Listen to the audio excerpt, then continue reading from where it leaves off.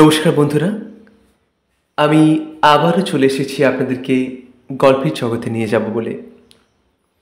তো গল্পগুলি ভালো লাগলে অবশ্যই একটি লাইক দেবেন এবং চ্যানেলে নতুন হয়ে থাকলে চ্যানেলটিকে সাবস্ক্রাইব করে আমাদের পাশে থাকবেন। তো এবারে যে গল্পগুলো আপনাদের সামনে তুলে ধরব সেগুলি অত্যন্ত নীতিমূলক এবং শিক্ষামূলক কিছু ঘটনা আপনাদের সামনে তুলে ধরব। আশা করছি আপনাদের সকলেরই ভালো লাগবে। তো শুরু করছি আজকের গল্প, বিষ্ণু শর্মার প্রতিজ্ঞা।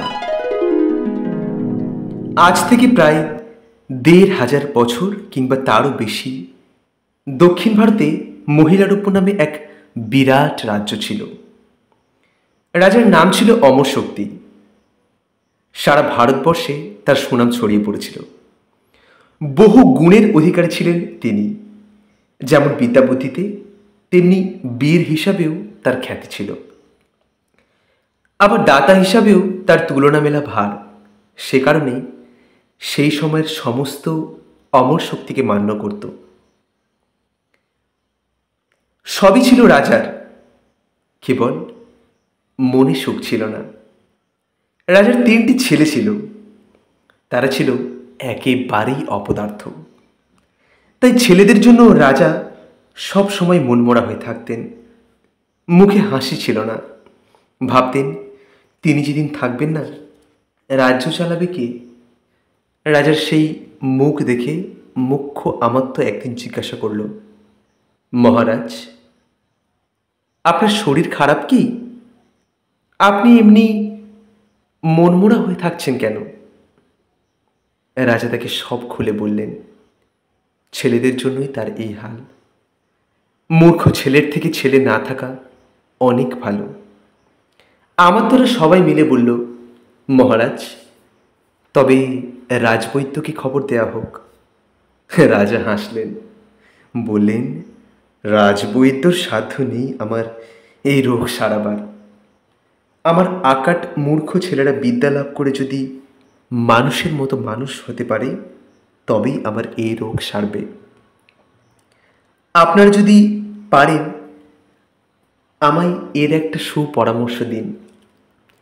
রাজার মুখ্য সচিবের নাম ছিল সুমতি। সে বলল, মহারাজ, হতাশ হবেন না। কম সময়ের মধ্যে কিভাবে ছেলেরা বিদ্যা লাভ করে রাজ্য চালাবার যোগ্যতা অর্জন করবে, তাই নিয়েই ভাবনা করা উচিত। সে কথাই সবাই সায় দিল। রাজাও তাদের কথায় সায় দিয়ে বললেন, বিদ্যা লাভ করানোর জন্য যোগ্য গুরুর দরকার। আজ থেকে সেই যোগ্য মানুষটির খোঁজ করা হোক। মুখ্য সচিব সুমতি পরের দিনই চারিদিকে লোক পাঠিয়ে দিল। একদিনের কথা, রাজা আমাত্যদের নিয়ে বসে রয়েছেন রাজসভায়। হঠাৎ সেখানে হাজির হলেন এক বুড়ো, যার বয়স ৮০-র ওপর। মহারাজ সিংহাসন ছেড়ে উঠে দাঁড়ালেন। জিজ্ঞেস করলেন, মহাশয়ের পরিচয় জানতে পারি?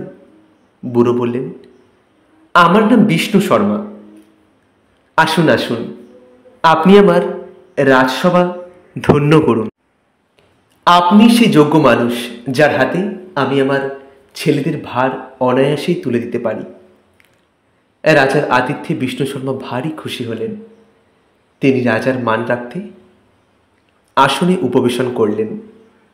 তারপর বললেন, মহারাজ, চারিদিকে আপনার সুনাম। আমিও আপনার সুনাম শুনেছি। আজ চোখে দেখে আমি অভিভূত। এবার বলুন, আমায় কি করতে হবে? মহারাজ বিনয়ের সাথে বললেন, গুরুদেব, দয়া করে আপনি আমার মূর্খ ছেলেদের ভার নিন। আপনিই পারেন তাদের মানুষ করতে। বিনিময়ে আমি আপনাকে ১০০ গ্রাম দান করব। মহারাজ, আমার বয়স বর্তমানে ৮০। আমার না আছে প্রয়োজন, না আছে লোভ। তাছাড়া আমি বিদ্যা দান করে থাকি, কোনো কিছুর বিনিময়ে বেছি না। তবে আমি আপনার অনুরোধ রাখব, আপনাকে অমর্যাদা করব না। আমি আপনার ছেলেদের বিদ্যা দান করে মানুষের মতো মানুষ করে দেব। সময় নেব শুধু 6 মাস। আমি শপথ করছি মহারাজ, এই 6 মাসে আপনার ছেলেদের যদি মানুষ করতে না পারি তাহলে আমি আমার নাম রাখব না। বিষ্ণু শর্মার সেই শপথ সভাসদদের অনেককে খুশি করল, আবার কেউ কেউ উপহাস করে হাসল। বিষ্ণু শর্মা তার সেই শপথ রক্ষা করতে পেরেছিলেন। 6 মাসের মধ্যে রাজার 3 ছেলেকে বিদ্যা লাভ করিয়ে মানুষের মতো মানুষ তৈরি করেছিলেন। নীতিমূলক কতগুলি কাহিনী শুনি। রাজকুমারদের বিদ্যালাভের উদ্দেশ্যে বিষ্ণু শর্মা যেসব গল্প রচনা করেছিলেন, পরবর্তীকালে সেই সব গল্পই পঞ্চতন্ত্র নামে প্রতিষ্ঠা লাভ করে। রাজার 3 পুত্রকে বলা সমস্ত পঞ্চতন্ত্রের গল্পগুলি জানতে হলে চোখ রাখতে হবে পরের এপিসোডগুলিতে। তো আজকের মতো এখানেই। নমস্কার।